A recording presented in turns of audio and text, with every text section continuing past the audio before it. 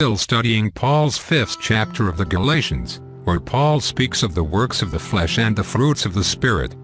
We can say that there is a balance in the performance of the physical body and in the way of acting in the spiritual body that we have within us.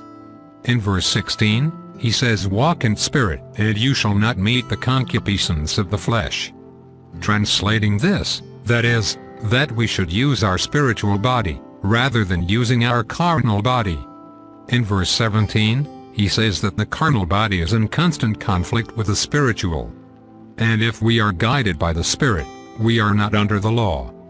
In verse 19, he enumerates the works of the flesh: prostitution, impurity, lascivia, idolatry, PHERESIAS, INIMIZED, PORFIAS, emulations, IRAS, PELEJAS, dissensions, HERESIAS, environments, homicide, beverages, gluttony. Paul says those who commit such things will not enter into the kingdom of heaven. The fruits of the Spirit are charity, joy, peace, longanimity, benignity, kindness, faith, mansion, temperance. Paul says against these things, there is no law.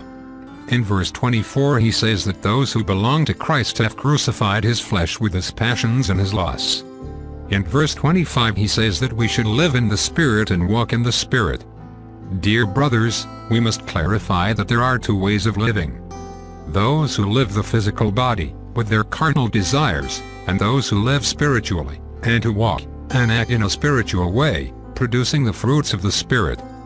This does not mean that we will no longer live those moments that we like, and that we enjoy, and that we live with people that we love.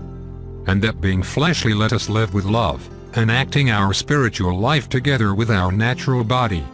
This is possible, and pleasurable, when we are guided and directed by the Holy Spirit.